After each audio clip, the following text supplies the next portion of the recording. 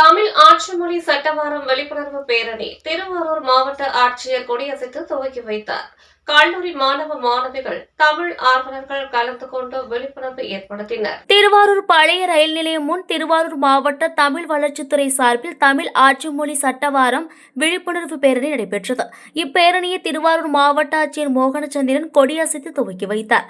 இதில் தமிழ் துறை உதவி இயக்குநர் மூர்த்தி, கல்லூரி பேராசிரியர்கள் சண்முக சுந்தரம், இளங்கோவன், தமிழ் ஆசிரியர் தமிழ் அமுதன், தமிழ் சங்கத்தினர் கண்மணி, ஆரூர் சீனிவாசன், வர்த்தகர் சங்க பொதுச் செயலாளர் குமரேசன் உட்பட கலந்து கொண்டு தமிழ் மொழி வாழ்க்க, தமிழ் மொழியை வளர்ப்போம் என கோஷமிட்டு உணர்வை வெளிப்படுத்தினர். இதில் வணிக நிறுவனங்கள் பெயர் பலகையை தமிழில் 5 மடங்கு பெரிதாக நிறுவ வேண்டும் என அரசு ஆணை வெளியிடப்பட்டதை வணிகர்களுக்கு துண்டு பிரசுரம் வழங்கி ஒத்துழைப்பு வழங்க கேட்டுக்கொண்டனர்.